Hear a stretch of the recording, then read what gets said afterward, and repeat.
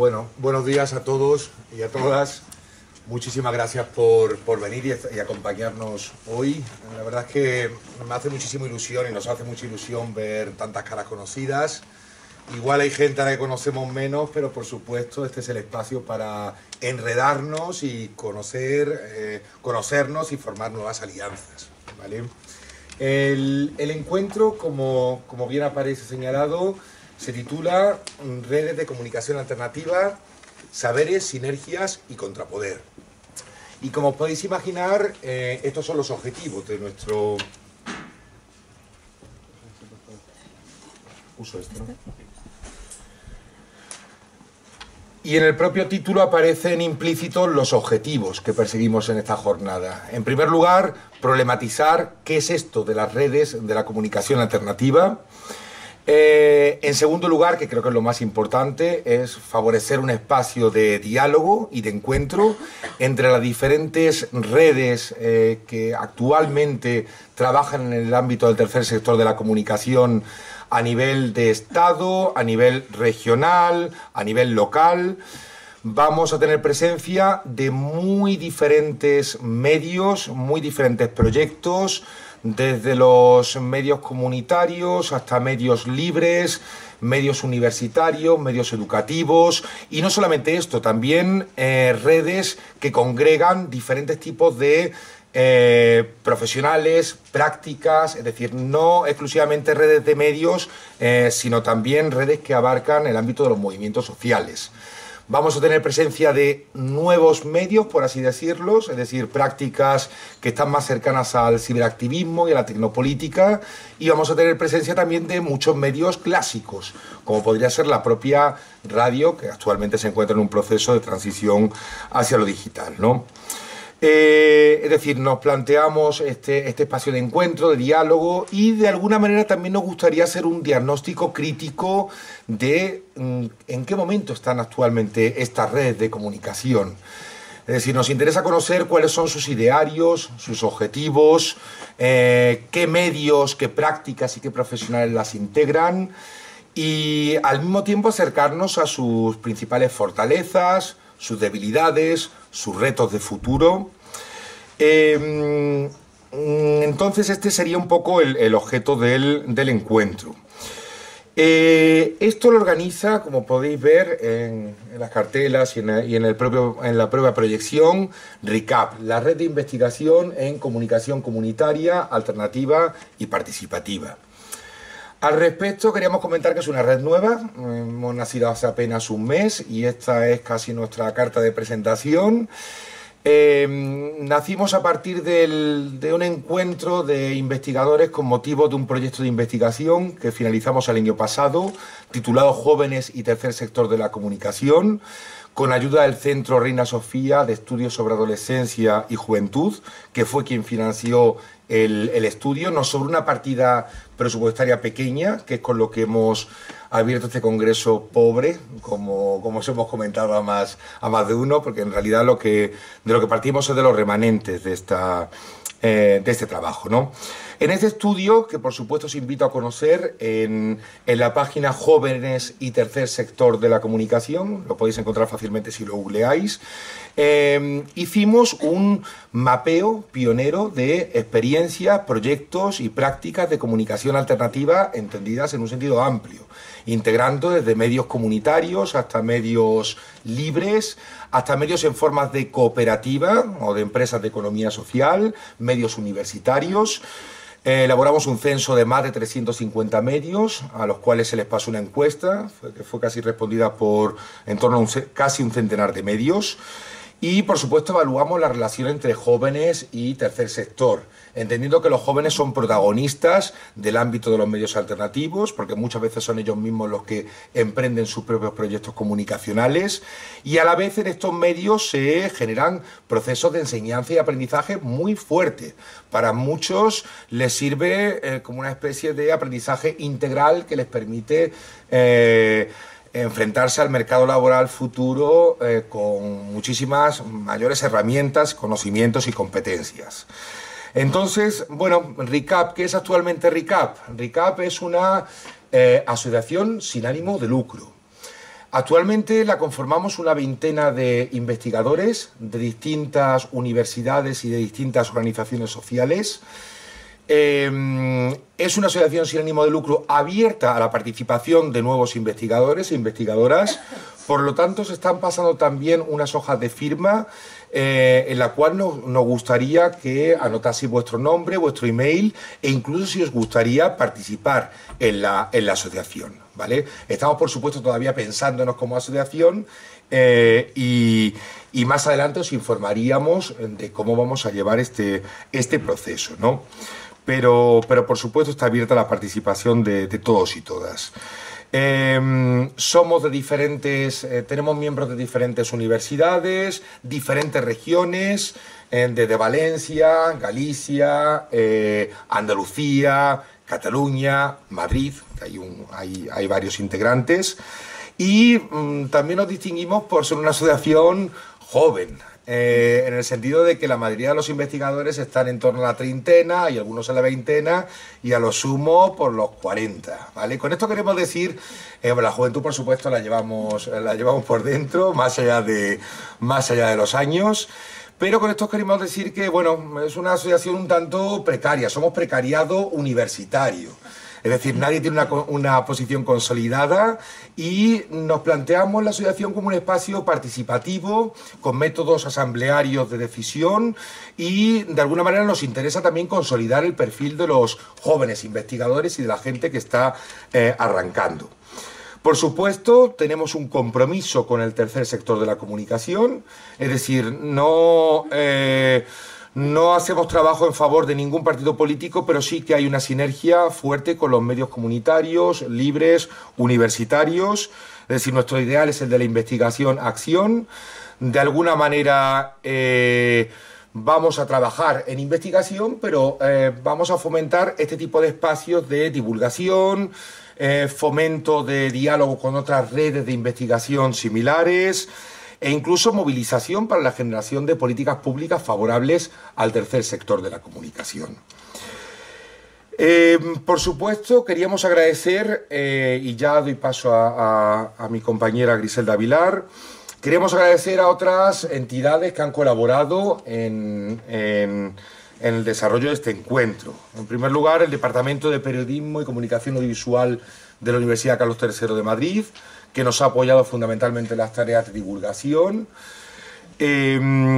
Por otro lado, la Asociación Española de Investigación de la Comunicación, que también desde hace apenas un año tiene un grupo de trabajo titulado Comunicación y Ciudadanía, que integran también algunos de los miembros de RICAP y que actualmente va a tener su primer espacio de encuentro del 4 al 8 de julio en Madrid, en un congreso que se celebra bianualmente, ¿vale? Y la Asociación Española de Investigación de la Comunicación está dividida en secciones temáticas y a partir de nuestras presiones hemos conseguido que se cree un espacio para reflexionar e investigar acerca de las prácticas comunicacionales de los movimientos sociales, de las ONG y de la sociedad civil más o menos organizada. Por supuesto, queríamos agradecer al Mercado Social, a la Red de Redes de Economía Alternativa y Solidaria por habernos prestado este espacio. Hemos tenido muy buena sinergia, han sido colaboradores con nosotros casi desde el comienzo. Y bueno, quería comentar un poco el sentido de las jornadas. Tenéis programas ahí en la entrada por si no queréis consultarlo en vuestros móviles y gadgets tecnológicos. Y si os fijáis, la jornada está dividida fundamentalmente en tres partes. Una primera parte, que es una presentación de tipo académico para ubicar la cuestión de la red de comunicación alternativa.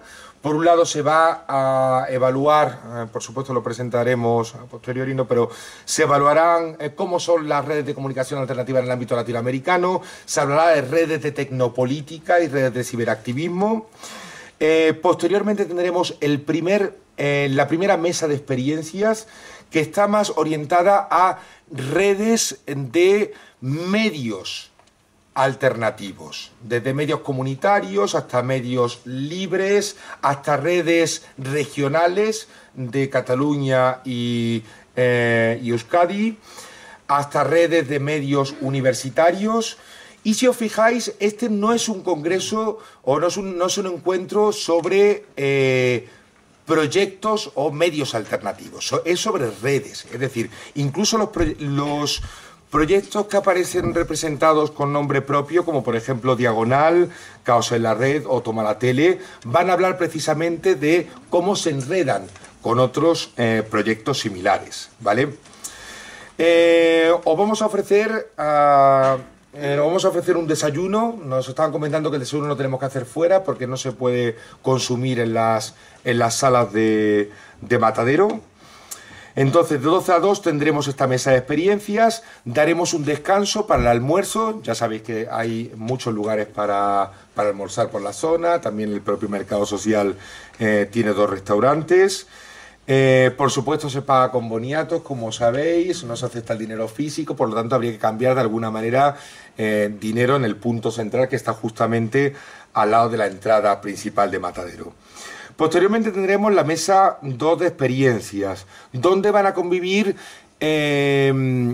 redes muy distintas entre sí, como por ejemplo el Foro Andaluz de Comunicación y Educación, por supuesto los representantes de la comunicación de los medios cooperativos, hasta Yolanda Quintana, por ejemplo, de la Plataforma de Defensa de Libertad de Expresión, y bueno, va a haber representantes también de otras redes que no aparecen en este programa de mano, pero sí aparecen en los programas que vamos a ir colgando en la puerta, ¿vale?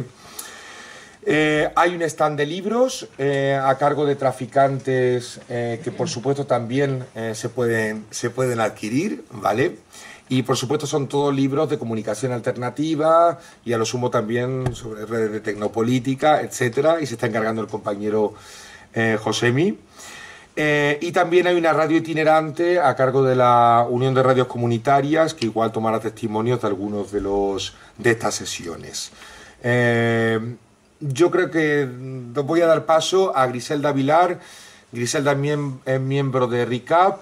Nos ayudó el año pasado enormemente a montar un mapa colaborativo con software libre para volcar todos los datos que hayamos reunido a partir de las encuestas, ¿vale?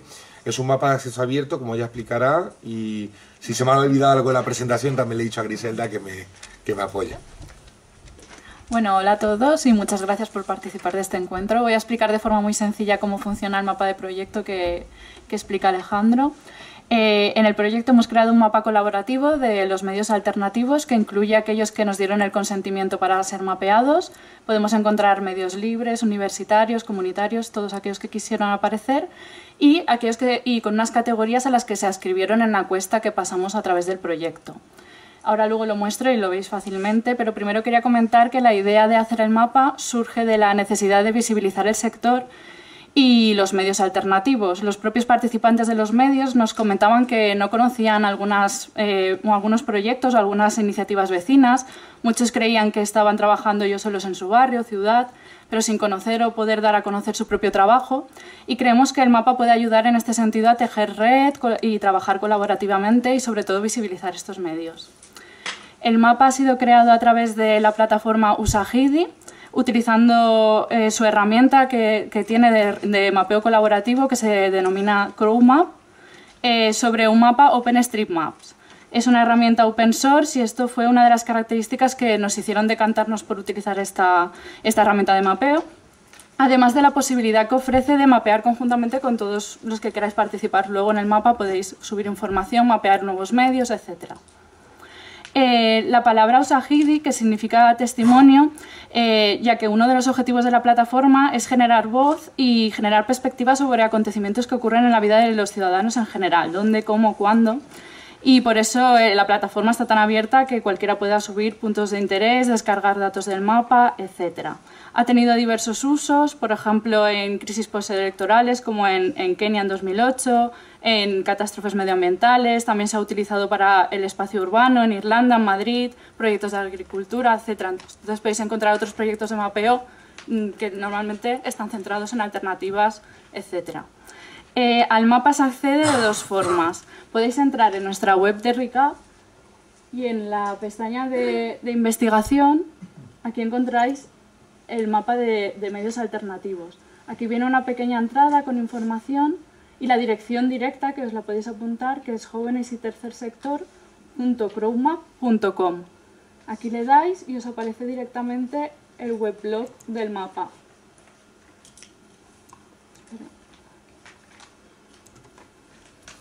Pero bueno, si tenéis cualquier duda podéis decirnos y luego os damos la dirección o lo que necesitéis. Una vez entras dentro de la plataforma, podéis ver el mapa con los puntos mapeados con todos los medios.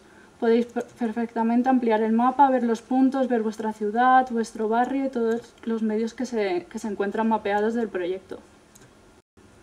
Luego, si pincháis en cualquier medio, os aparece una ficha con los datos básicos del medio de comunicación, con las categorías a las que se adscribió a nuestra encuesta. Podéis ver el año de formación del medio, el colectivo que organiza o coordina el medio de comunicación y la página web. Entonces, pues bueno, si una persona va a una ciudad, quiere buscar un medio comunitario, un vecino quiere buscar un medio para hacer un programa porque le interesa una noticia o lo que sea, pues podéis buscar directamente aquí y mapear vuestro medio. ¿Cómo podéis enviar un informe de un medio nuevo? Aquí tenéis una pestaña que es enviar informe y aquí podéis poner el título del medio, suscribir la categoría, pues es una televisión, es un medio escrito. Podéis poner información, fotografías, etc. Espera, que no veo la... Podéis poner vuestro nombre, apellido y correo de contacto y enviar. A nosotros nos aparecerá el aviso de que se ha mapeado un nuevo medio y realmente lo único que haremos es verificarlo para que no sea un aviso falso, una broma, porque no queremos que se difuminen los puntos, porque realmente lo que interesa es que se vean bien los medios de comunicación y automáticamente aparecerá mapeado. Así que cualquier persona que quiera puede participar. Luego aquí tenéis una pequeña descripción del proyecto, también tenéis el contacto por si queréis hacer alguna sugerencia, hacer alguna corrección, etc. Y luego tenéis aquí la opción de ver el mapa completo con todos los puntos. Podéis elegir si queréis ver los puntos más grandes, más pequeños. Podéis generar búsquedas OR y AND, que significa que puedes buscar, pues quiero una televisión y además online, o quiero una televisión o una radio, y podéis hacer búsquedas en ese sentido. Y además también podéis incrustar el código HTML y directamente aparecería en la página web del proyecto. Ya bueno, está.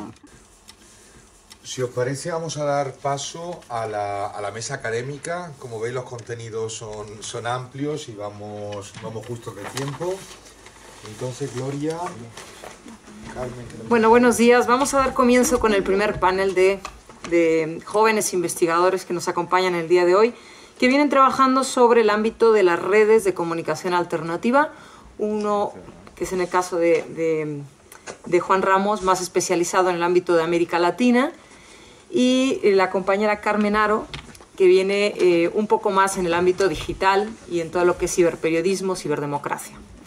Bueno, voy a dar primero paso a Juan Ramos Martín, que viene de la Universidad de Salamanca, que acaba de realizar su tesis doctoral, de terminarla, acerca de redes de comunicación alternativa en Bolivia. Él ha trabajado sobre todo, se ha centrado en el análisis de las políticas públicas y en el análisis de la legislación que tiene que ver con los medios comunitarios y la comunicación alternativa, centrándose principalmente en casos de estudio como en países como en Bolivia, Venezuela, Colombia y Ecuador principalmente. Uno de los puntos fuertes de sus investigaciones es que analiza las estrategias de los movimientos sociales a partir de la comunicación para influir y hacer políticas públicas. Esta es una parte muy interesante que nos va a ir contando él ahora. Sus referentes latinoamericanos nos llevan asimismo la reflexión acerca de lo que sucede en ese ámbito y de las sinergias que realmente se están dando ahí y que no se están dando en España, de las sinergias entre ciudadanía, medios del tercer sector y activistas, y sobre todo también de la inclusión de los académicos en toda esta reflexión. Entonces, bueno, vamos a dar paso primero a este diálogo con Juan Ramos, y vamos a ver qué nos cuenta acerca de las redes de colaboración alternativa en América Latina.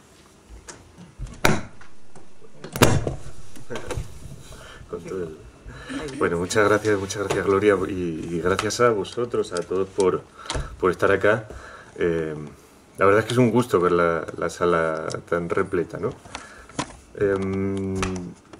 El objetivo un poquito de este panel de ahora y sobre todo de arrancar con estas charlas más entre la academia y el activismo, nos lleva un poco también a plantear los objetivos del propio encuentro, ¿no? ¿Qué vamos a intentar conseguir? Al menos, digamos, cómo vamos a poder encontrarnos, sobre todo de todas las redes que estamos participando acá. Y nos pareció buena idea, nos pareció interesante también traer el caso o recordar o reconocer el caso de los países de América Latina, para también reflexionar como, digamos, casos que han sido muy conocidos, que han sido muy exitosos, que tienen una historia muy larga, ¿no? De una tradición de lucha, de resistencia, y también una tradición de identidad más política, en unos países más, en otros menos, ¿no? Cómo pueden también hacernos a nosotros reflexionar, debatir sobre el papel de las redes, sobre la identidad de cada una de las redes, ¿no? Y un poco, bueno, vernos en el ejemplo. Entonces, un poco por ahí centraremos la intervención, que luego completará nuestra compañera Carmen también. Y el caso es de, sobre todo, identificar las identidades políticas, ¿no? ¿Cómo han construido esa forma de inclusión política en América Latina?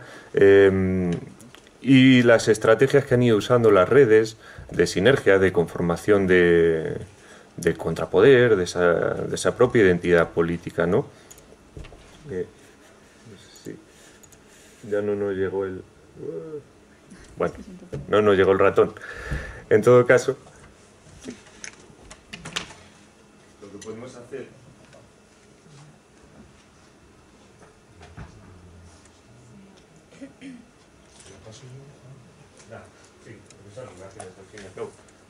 Es más que nada para ir acompañando.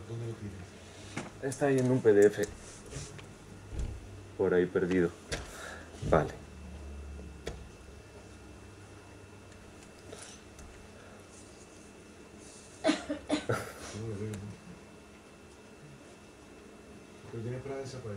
Estaba ahí en un PDF perdido. No, ese es el... Bueno, no hay problema.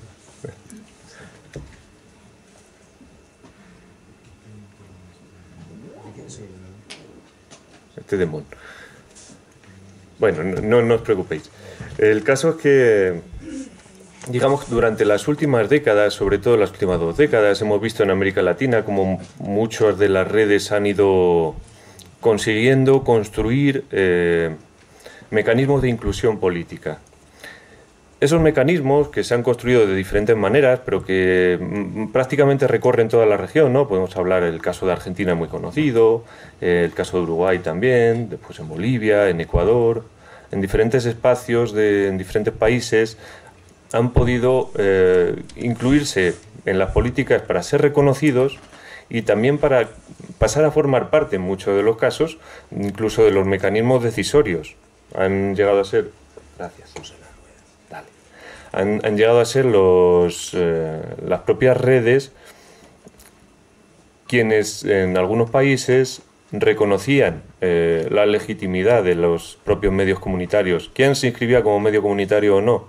En el caso de Bolivia, por ejemplo, durante muchos años fueron algunas de las redes de medios alternativos quienes decidían quiénes eran esos medios comunitarios o no. No era ni siquiera el Estado. Con lo cual, digamos que consiguieron construir o asentar una posición política bastante fuerte, ¿no? Como decimos, lo consiguieron de muy diferentes formas. Ahí está. Bueno, en primer lugar, lo que hay que decir es que hay una historia muy arraigada en América Latina, ¿no? De lucha, de resistencia y construcción de medios alternativos. que es una historia de dos realidades, prácticamente dos mundos paralelos, ¿no? Una que va por las instituciones más oficiales, que funcionan, digamos, de una manera muy liberal, como todos conocemos, pero que, por otro lado, existen formas de organización, de movilización, de resistencia, que se mantienen paralelas, que funcionan, que siguen, digamos, durante todo el momento de manera más o menos latente, y que en momentos más de crisis puede que resurjan, ¿no? Y ahí es donde aprovechan esa estructura de oportunidades. Desde los años 40, 50, cuando empieza el movimiento de comunicación comunitaria popular en América Latina, sí, la famosa radio sutatensa, las radios de educación popular, ACPO, Herbol, todos estos movimientos, las radios mineras en Bolivia, etcétera, comienzan ya a estructurarse con una identidad política muy fuerte, ¿verdad? Esto en los años 60, 70 se convierte y se asocia también a la propia movilización cultural y política de la creación de identidades, de la generación de movimientos, el movimiento indígena, el movimiento de mujeres, el movimiento obrero más disgregado, no solo como un movimiento puramente de clase, ¿no?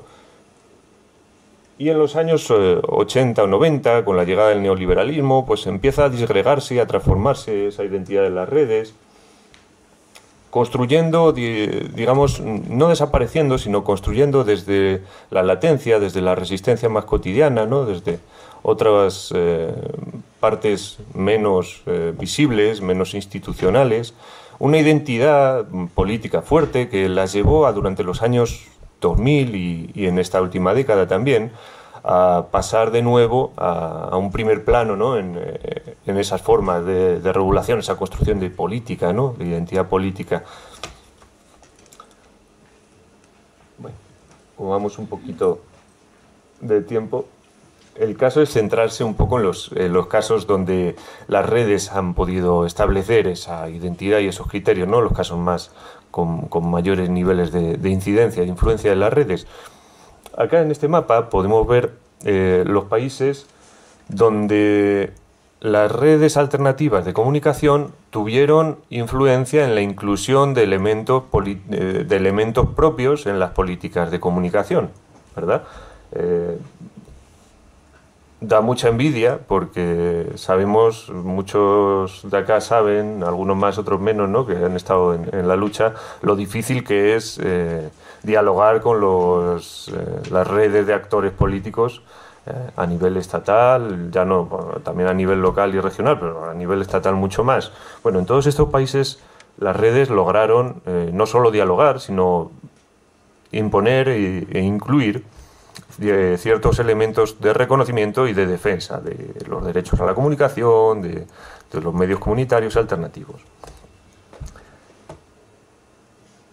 Con unas, como vemos ahí en ese cuadrito, bueno, son diferentes redes en cada uno de los países que tuvieron más o menos articulación con los niveles más institucionales.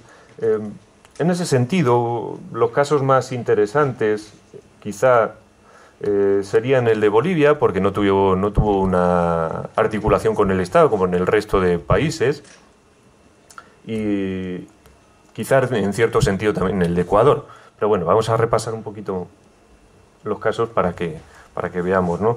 En Argentina, que es uno de los casos que a lo mejor más nos suena, en 2004 la Coalición por una Radiodifusión Democrática, que es una coalición que organizó a más de 60 organizaciones sociales. En Argentina tenemos redes muy importantes como Farco, el capítulo AMARC, Argentina, etc. Bueno, en 2004 la coalición crea un documento que se llama 21 puntos para una ley de radiodifusión de la democracia, ¿verdad? Más o menos lo ubicamos todo. Bueno, durante 4 años a ese documento no se le hizo ni caso, ¿sí? Y no es hasta 2008 que de repente al gobierno le surge el interés, por diferentes cuestiones que tienen que ver con el tema de la cobertura mediática de la crisis del agro, etcétera, de regular la comunicación. Entonces, lo que hace el gobierno es jalar el proyecto de esta coalición, de la sociedad civil, lo aprueba de manera institucional y entre marzo y junio de 2009 se hacen los 23 foros de consulta ciudadana que llevaron a la discusión ciudadana de la conocida Ley de Servicios Audiovisuales, ¿verdad?, que tan rápidamente Macri se aprestó a cortar a golpe de decretazo. El caso de Bolivia es un caso especial, como Bolivia en general, y es que en Bolivia no hubo como tal una sinergia, una coalición de redes.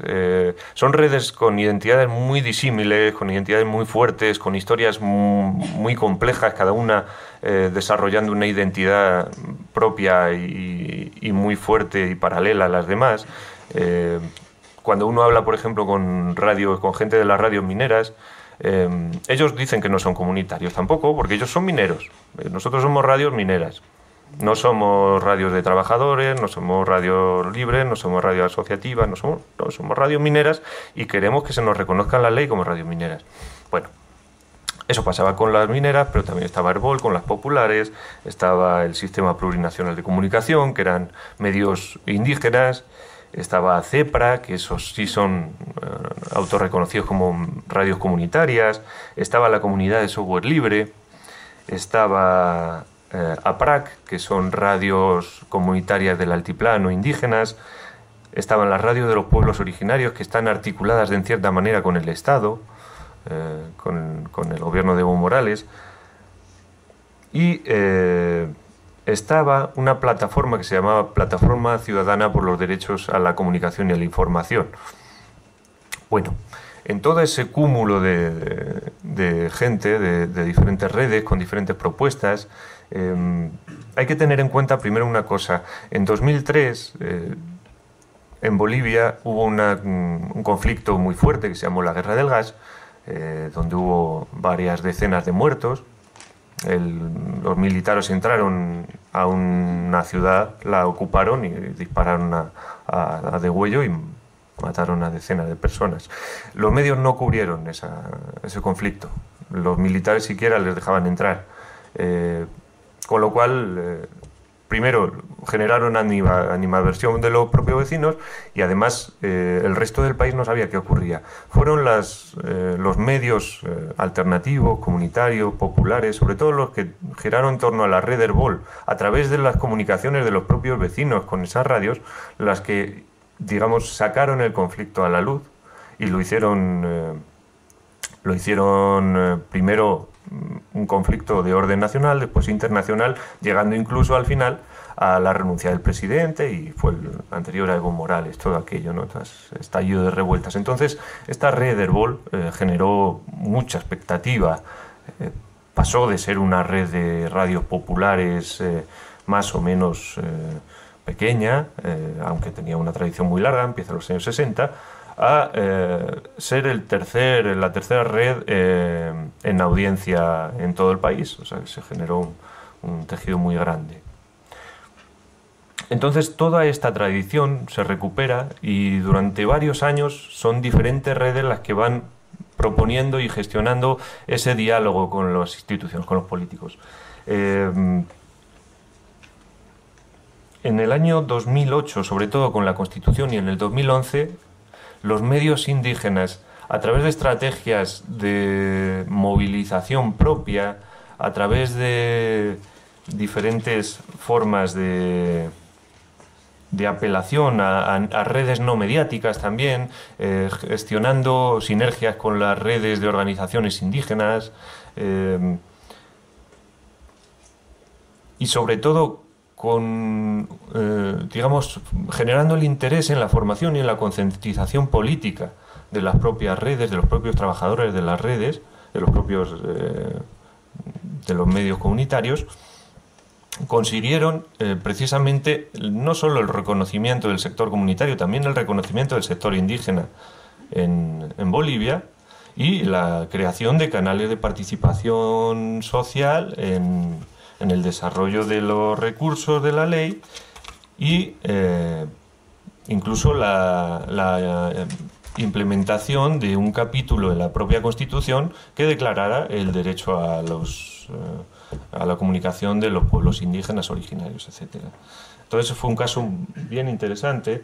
Esas son las redes que estábamos hablando y, como vemos, entre unas y otras van ocupando gran parte del país. A pesar de que las propuestas fueron propias y cada una gestionó su propuesta de manera disímil, distinta, ¿no?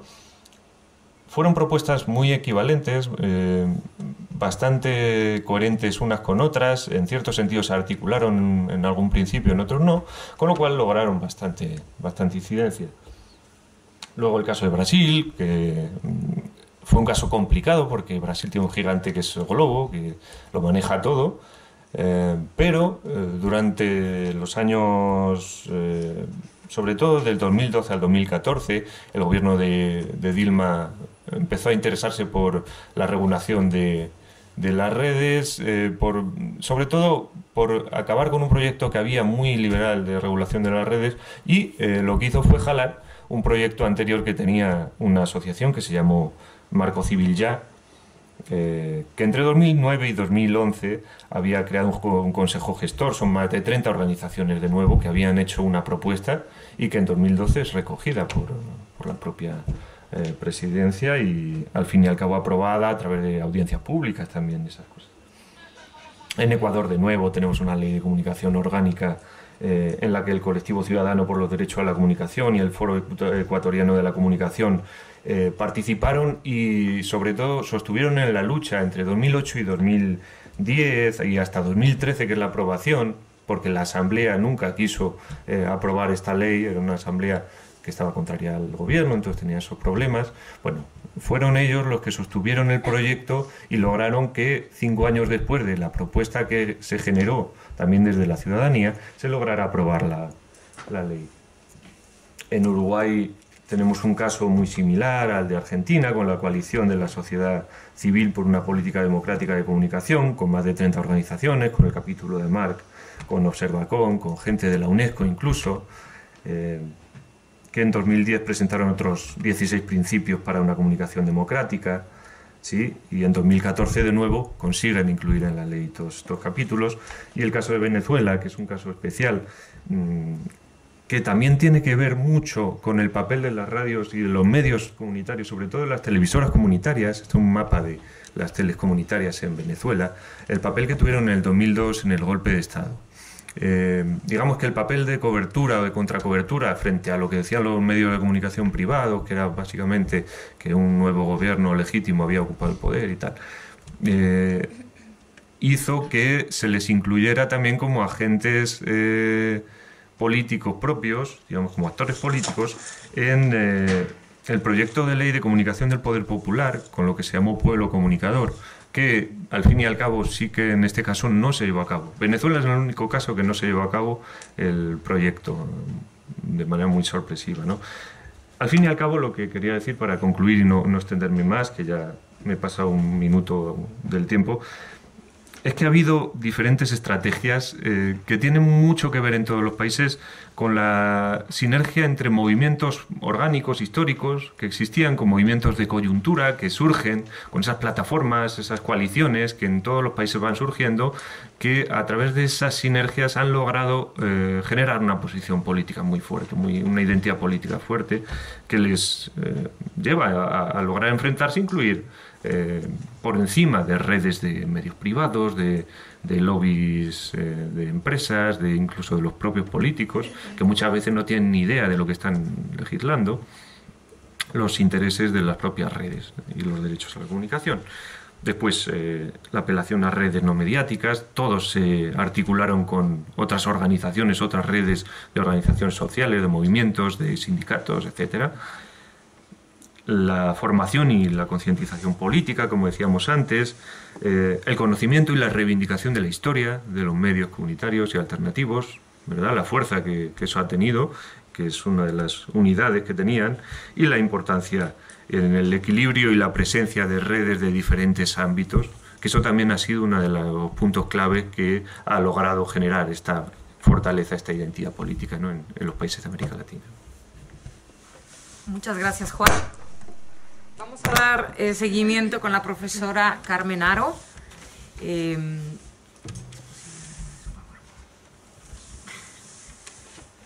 Vamos a intentar preparar tu presentación que has traído para que puedas exponer tu tema como lo habías preparado. Permítanos un segundito.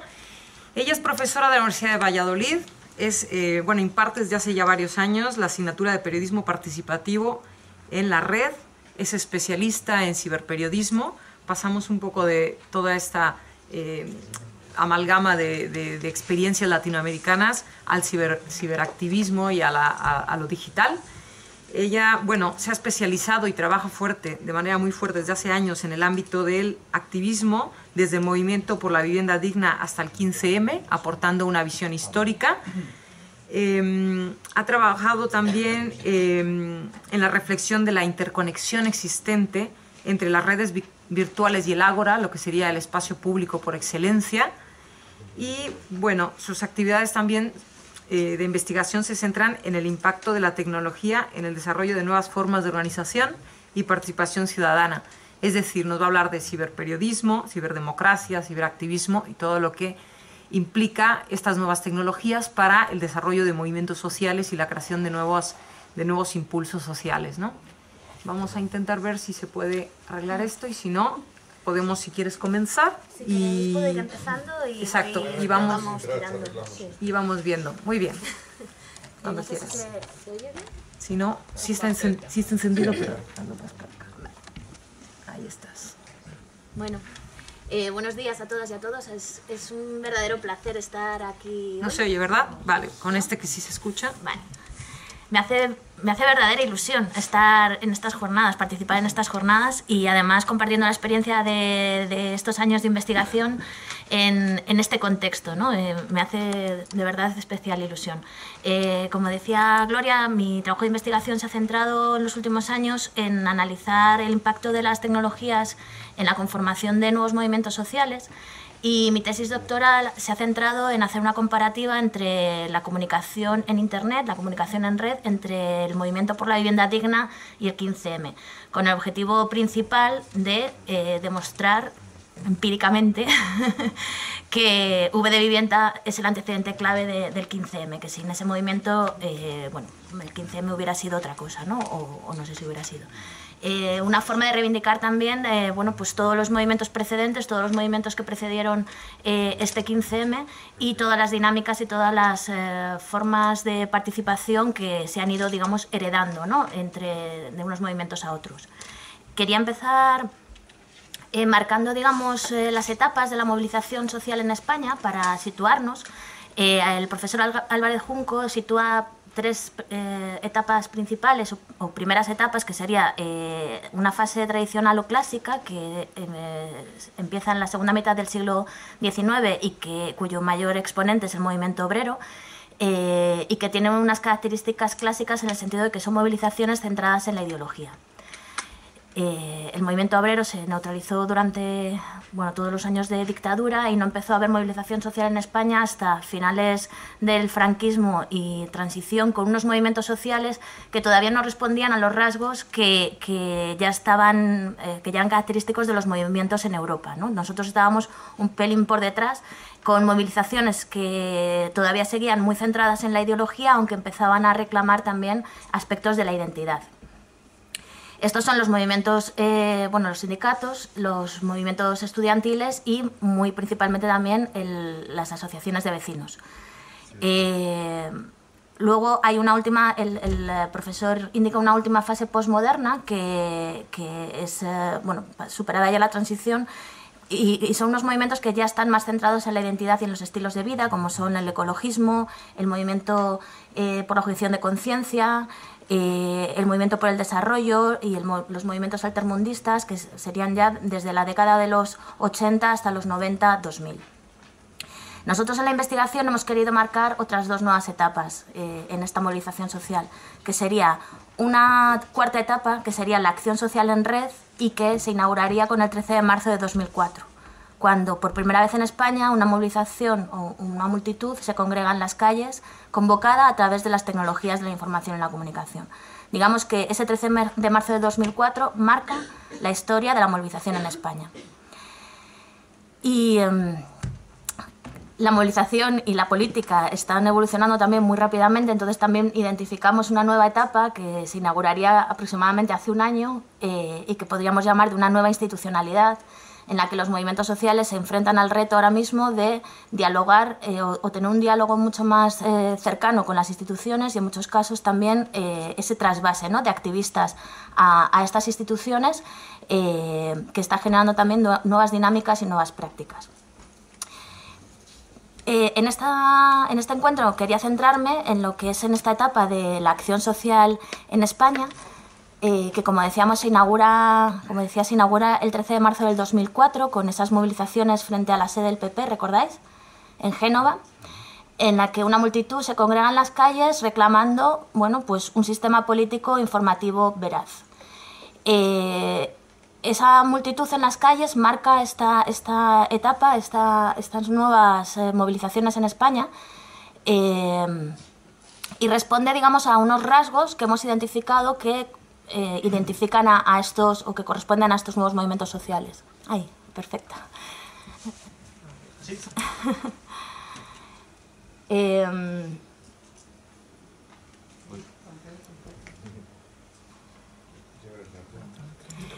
Esto me va a facilitar mucho la vida. Con el ratón desde ahí puedes pasarlo, ¿no? Muchísimas gracias.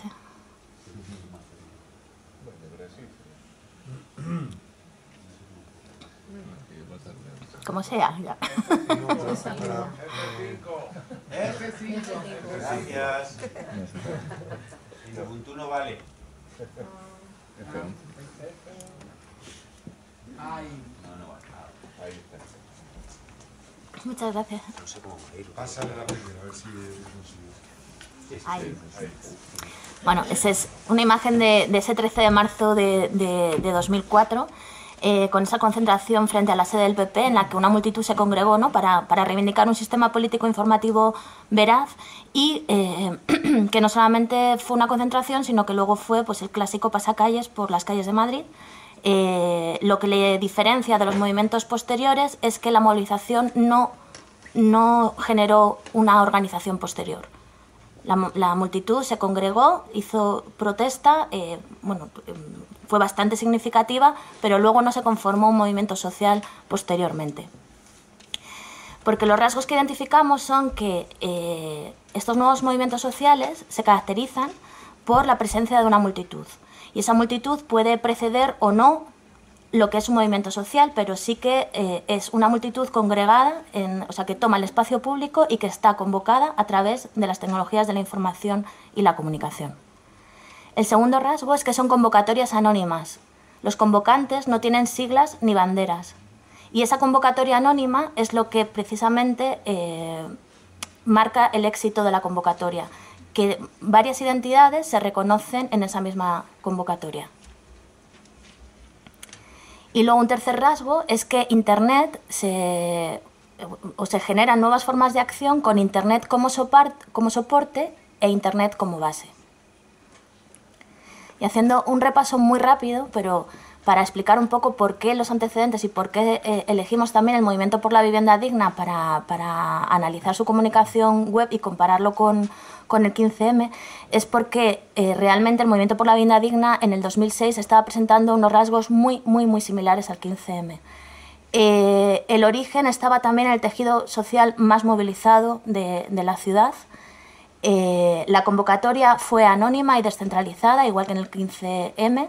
El primer encuentro que hubo por el Movimiento por la Vivienda Digna fue el 14 de mayo del 2006, cuando a través de listas de correo electrónico se convocó a una sentada en las calles de las principales ciudades de España. Esa movilización precedió a la organización. O sea, primero se convocó la multitud en las calles y una vez que estaban la gente reunida, que estaban tomando el espacio público, se formó el movimiento social, con la Asamblea por la Vivienda Digna. También inmediatamente en el momento que se organizaron pusieron en marcha una web que responde a las mismas características que UD Vivienda, o sea que el 15M, perdón,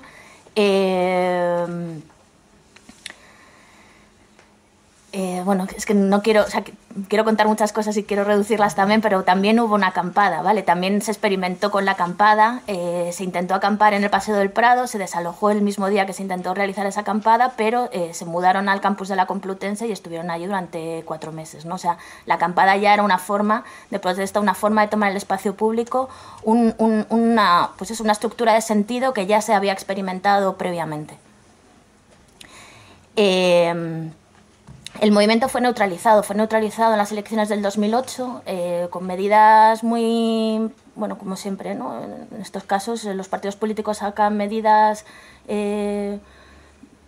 poco sustanciales, pero que a la ciudadanía le da la sensación de que sí que se están tomando medidas al respecto.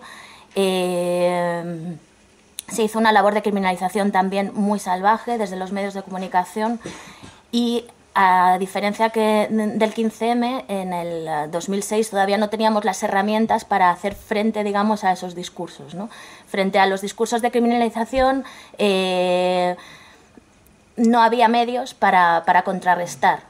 En cambio, en el 15M, en el primer intento de criminalización, que fue el primer desalojo de la acampada en la noche del 16 al 17 de mayo, había un activista grabando mientras los policías desalojaban y la gente estaba con los brazos en alto. Y ese vídeo al día siguiente estaba en todas las redes y al mediodía estaban los informativos, ¿no?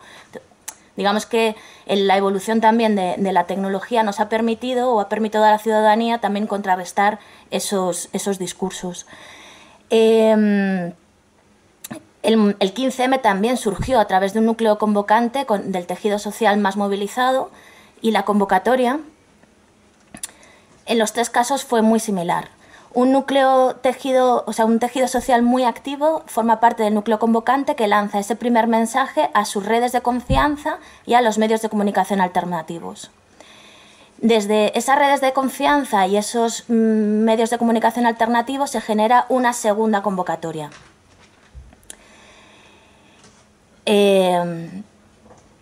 Pero no es hasta que este mensaje impacta en los medios de comunicación convencionales cuando no se hacen las convocatorias masivas. Es decir, el 15M hasta el 17 de mayo a las 8 de la tarde no atrajo a una multitud, ¿vale? O sea, hasta que no se impactó en los medios de comunicación convencionales no se reunieron 8.000 personas en la Puerta del Sol, ¿vale? Durante los primeros días fue lo que era el tejido social más activo de Madrid, junto con sus redes de confianza y con todos los movimientos, todos los representantes de los medios, de los movimientos sociales de la ciudad. Repasando muy rápidamente las conclusiones a las que he llegado después de hacer el análisis, esta es la página contenedora de todas las webs de V de Vivienda en el 2008, en las elecciones del 2008, y esta es la página contenedora de Toma la Plaza, ¿vale? De la web del 15M en el año 2011. Si veis, ha habido una evolución estética también, porque la tecnología y el WordPress han ido evolucionando, pero la estructura es muy, muy similar. Y al hacer el análisis de las webs es alucinantemente similar. Quería poneros este gráfico, simplemente no os voy a taladrar con gráficos, pero es que cuando estaba haciendo la tesis y me salió este gráfico, tuve un momento de alegría bastante importante. Claro, porque de repente se veía que la estructura de las webs, la estructura de la comunicación era muy, muy, muy similar. Muy similar. Simplemente el 15M, bueno, al tener más recursos, al ser un movimiento con muchísima más potencia, ¿no? Sobre todo muchos más recursos humanos, tenían más capacidad para cumplir funciones de comunicación política en la web, pero en realidad la estructura de las dos páginas, o sea, de las web, era muy, muy similar, respondían a las mismas funciones de comunicación política. Bueno, solamente resumir, ¿por qué decidimos hacer un análisis de las web? Bueno, en primer lugar porque queríamos comprobar si los movimientos sociales estaban aprovechando toda la potencialidad democratizadora de la red, ¿no? Hay mucho discurso ciberoptimista, ciberpesimista también en torno a las potencialidades de la red para la movilización social, para la organización y coordinación de la ciudadanía, y queríamos ver si realmente se estaba aprovechando toda la potencialidad que podía ofrecer este medio. También queríamos estudiar su estructura, porque también hay varias teorías que dicen que si consigues revelar la estructura de los sitios web de los movimientos sociales, te permite ver o comprobar la estructura del propio movimiento. Es decir, la comunicación que mantengas en Internet revela la estructura de la organización. Entonces queríamos comprobar si efectivamente los movimientos respondían a una estructura, un modelo de comunicación multidireccional y una estructura en red. Y por último, queríamos también realizar un análisis longitudinal de los movimientos sociales en España para comprobar la evolución de estos movimientos y comprobar o poder decir con mucho rigor que V de Vivienda era el antecedente clave del 15M. Entonces, ¿qué descubrimos? Bueno, descubrimos que, por ejemplo, el Movimiento por la Vivienda Digna, los valores de interactividad fueron muy inferiores a lo que habíamos esperado, y que el foro fue la principal plataforma de deliberación colectiva. No se hizo uso todavía de las redes sociales, y aunque Facebook estaba ya operativo, Twitter no tenía tanta, por aquel momento no se utilizaba, Facebook sí que se utilizaba, pero si venís de los movimientos sociales, sabéis que el debate sobre el uso de las plataformas comerciales es un debate que ha estado ahí presente desde hace muchísimos años, ¿no? ¿Utilizamos Facebook o no lo utilizamos? ¿Nos vale la pena llegar a más gente, pero estamos utilizando una plataforma que no responde a los valores o a los principios que nos convencen, ¿no? Este movimiento no hizo demasiado uso de estas redes sociales. También es verdad que su red respondía o se reducía a las organizaciones del mismo movimiento. O sea, las mismas webs no enlazaban a webs de otras organizaciones, sino que la red se reducía mucho al propio movimiento. Pero una cosa que sí que hay que reconocerle es que el Movimiento por la Vivienda Digna se caracterizó por renovar el lenguaje y los códigos, y las webs presentaban una identidad visual muy reconocible y homogénea que fue imitada posteriormente por Juventud Sin Futuro, y además lo dicen directamente ellos en su libro, y por el 15M, ¿vale? Ellos ya marcaron una estética que recogieron las webs del 15M. En el 15M también la interactividad estuvo por debajo de los valores esperados, pero porque también se identificó una estrategia conjunta entre redes sociales y web. La función de la web se quedaba para contenedora de información, y todas las funciones de interacción y movilización se trasladaron a lo que fueron las redes sociales. Y allí, aunque también se hizo uso de redes alternativas en la red como N-1, digamos que Facebook y Twitter tuvieron una relevancia clave para el desarrollo y la expansión del movimiento. También es significativo que la información fue la principal función de comunicación política del movimiento 15M en la web. Esto, por un lado, cumplió una función clave de transparencia de las organizaciones, contribuyó a la construcción de la identidad del movimiento y respondió también a la necesidad de generar su propio archivo y su propia visión de la historia. También desde los primeros días se pusieron en marcha, o se hizo mucho hincapié en narrar la historia en primera persona, ¿no? O sea, el controlar el mensaje, y además crear incluso medios alternativos desde los primeros días, ¿no? Entonces, las conclusiones a las que se llegó fueron que los movimientos sociales no aprovechan toda la capacidad democratizadora de Internet. Si vemos, en la mayoría de las categorías se estudiaron 4 dimensiones: información, interactividad, sencillez de uso y estética y atractivo persuasivo, y en muy pocos casos se alcanzaba el 50%, ¿no?, de las categorías. Pero que hay un nuevo activismo que solamente es posible gracias a Internet. Que el Movimiento por la Vivienda Digna fue el antecedente clave del 15M. que los movimientos sociales evolucionaron hacia una mayor transparencia y en la creación de medios de comunicación propios, que la comunicación en Internet no presentó ninguna diferencia en periodo electoral. Hicimos análisis preelectorales y electorales y, bueno, esta conclusión también nos alegró muchísimo porque lo que hacía era confirmar el carácter apartidista de los movimientos sociales, ¿no? Que no tenían ninguna intención de intervenir en las elecciones. Que los grupos con más recursos cuentan con unos sitios web más completos y cumplen más funciones de comunicación política, y eso es porque hay teorías que dicen que cuantos menos recursos tienen las organizaciones, más creativos y más activos son en la red. Y bueno, puede ser que con menos recursos tengas que desarrollar más la creatividad, pero si tienes más recursos vas a tener unas web mejores.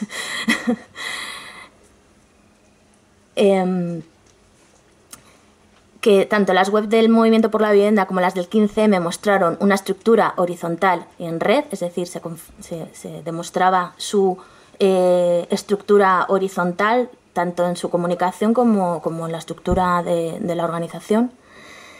Y que mientras la estrategia de V de Vivienda en 2008 fue impactar en la agenda mediática para obtener resultados en la agenda política, y para eso se hicieron muchas estrategias imitando lo que es el marketing político,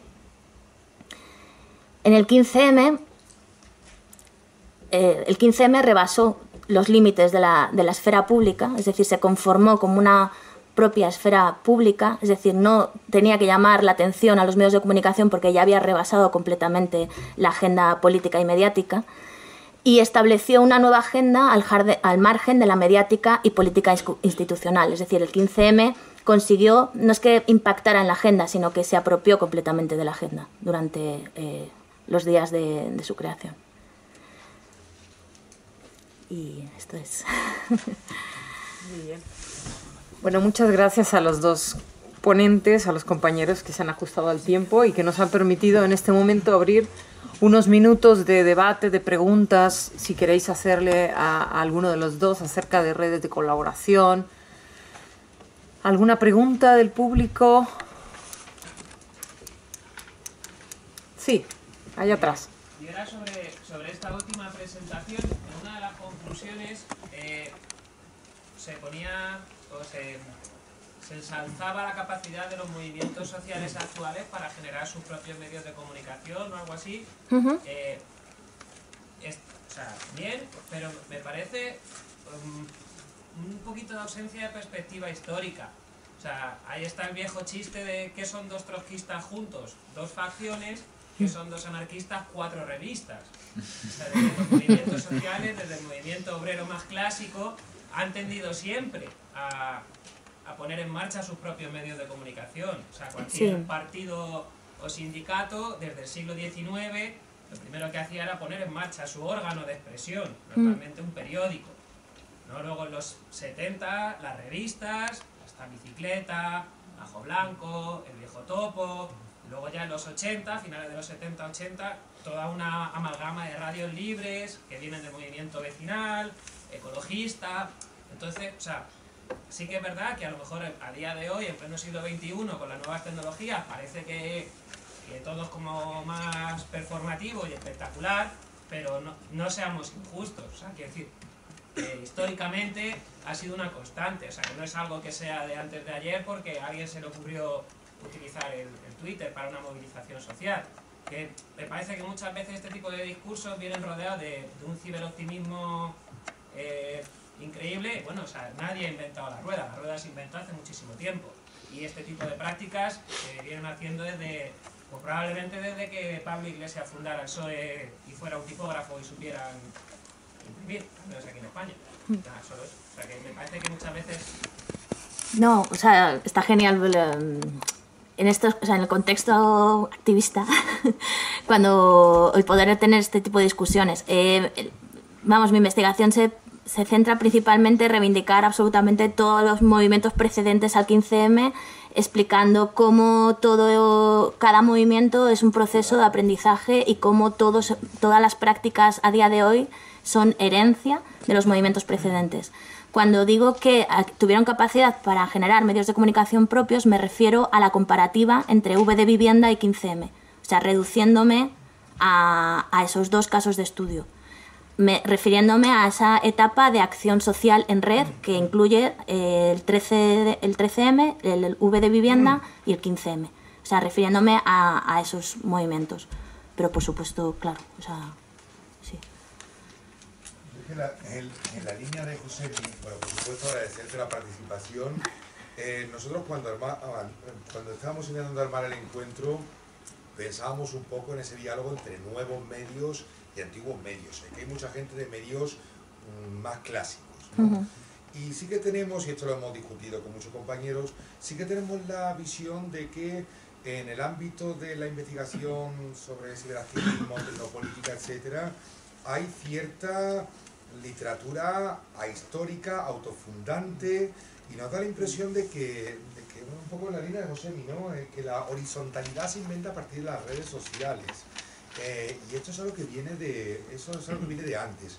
¿No tienes esa percepción también de lo que puede haber ocurrido, de que esto ha ocurrido en la literatura anglosajona a partir de Jenkins, Castells, o en España también algunos referentes que siguen a estos popes de las redes?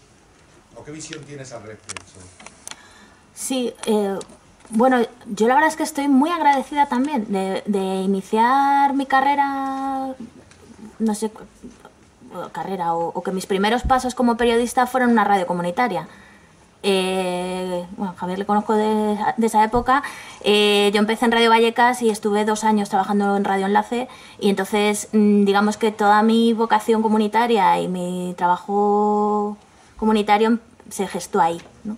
Entonces son cosas que yo no pierdo nunca de vista porque he trabajado eso, y a partir de ahí toda mi experiencia, no sé cómo decirlo, que llevo 10 años militando en distintos movimientos y en distintos movimientos sociales, y que nunca se olvida, o que nunca olvido ni la dimensión personal, es decir, la tecnofilia en muchos casos, que el discurso además se intenta pervertir un montón de veces desde los medios de comunicación, y ahora en campaña electoral se vuelven locos completamente con la tecnofilia, ¿no? Como el Twitter, como si Twitter fuera una entidad propia que pudiera tener capacidad para intervenir directamente sobre las elecciones, ¿no? Y se olvidan completamente de lo que es la dimensión personal. O sea, ningún movimiento social funciona sin esa dimensión personal. El proceso de convocatoria lo he hecho de forma muy rápida, pero la clave del proceso de convocatoria, tanto del 13M como como de Vivienda como el 15M, fue la dimensión personal. Esa primera convocatoria estaba marcada en que los mensajes que se enviaban de manera anónima en el sentido de que no había una organización que precediera o que marcara ese mensaje, se apoyaban en la confianza entre las personas. Es decir, yo asimilo esta convocatoria porque confío en tu criterio, y lo reenvío porque confío en tu criterio. Y, o sea, así fue como se gestaron estos movimientos. La red, por supuesto, facilitó, pero fue un medio facilitador, no fue un medio determinante para que se gestaran. No sé, sí. Sí.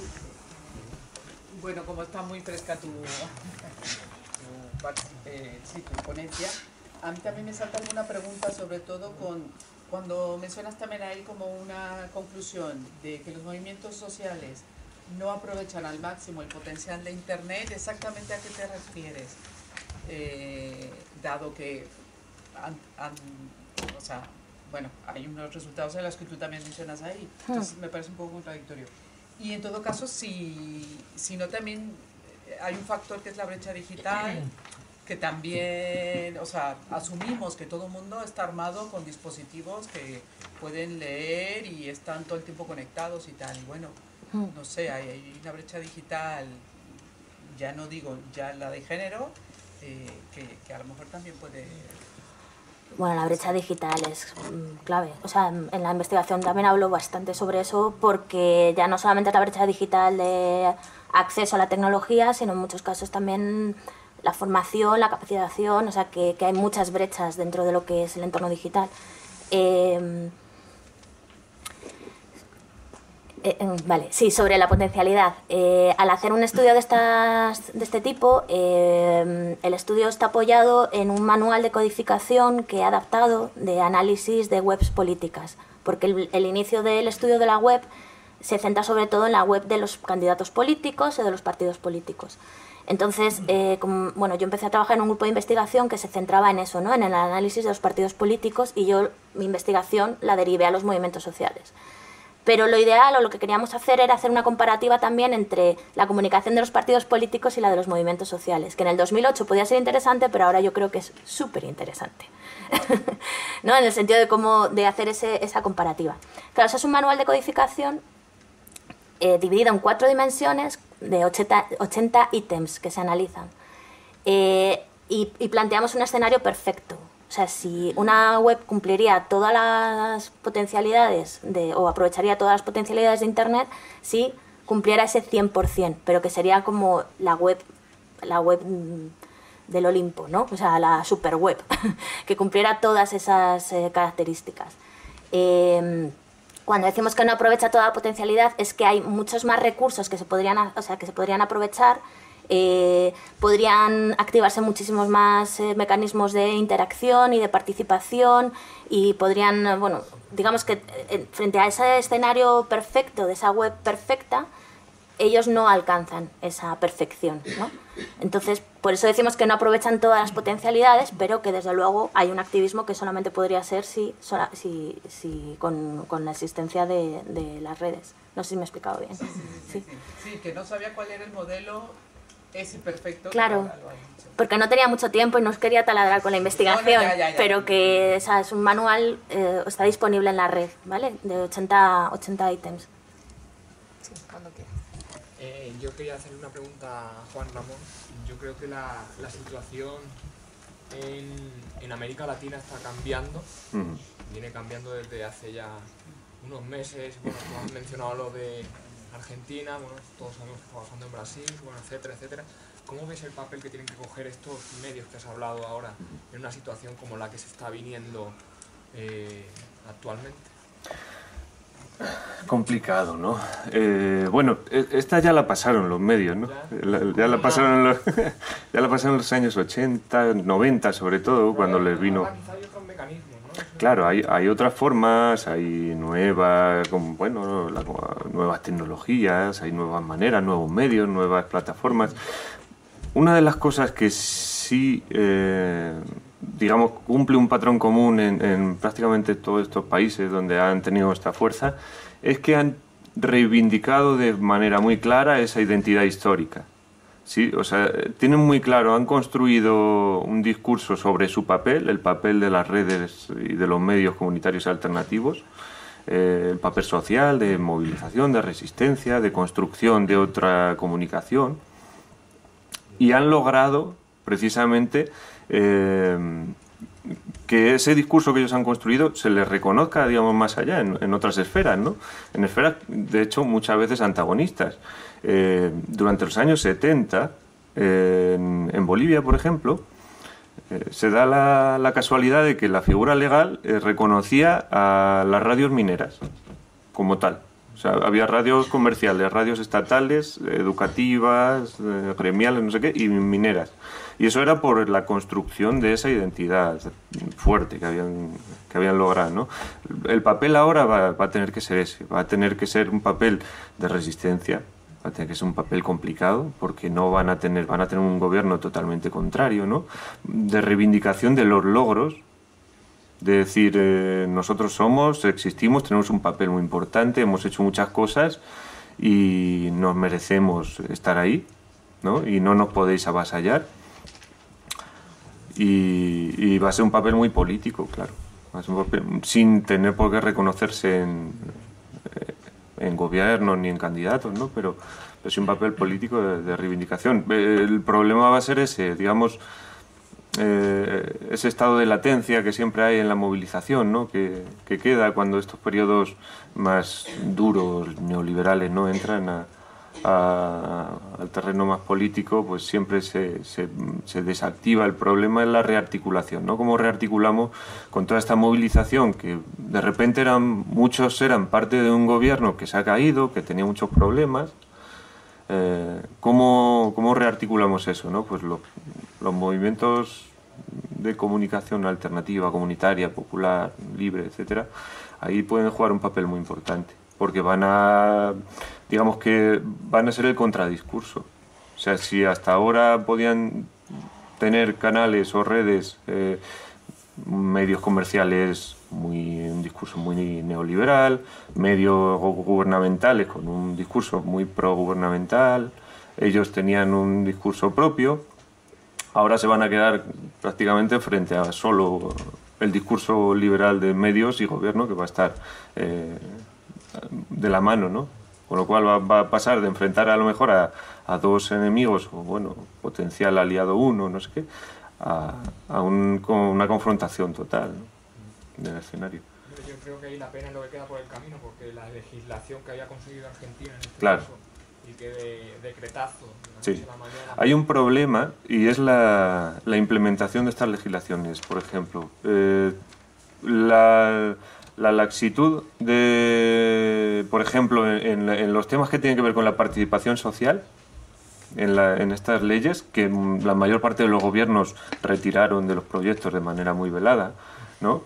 Ahora le va a venir en su contra, porque precisamente al no tener esa contraparte de decir, bueno, para conceder licencias o para establecer financiación o recursos para unos u otros sectores, si en los primeros proyectos decía tenemos que contar con los medios comunitarios o con los movimientos sociales, o etcétera, ¿no?, con la ciudadanía, y de repente el gobierno los quita porque no le interesa, porque quieren ellos controlar, ahora llegan estos gobiernos de derecha furibunda, y van a tener las manos libres para lo que están haciendo, por ejemplo. Entonces es uno de los grandes problemas que puede enfrentar ahora este movimiento.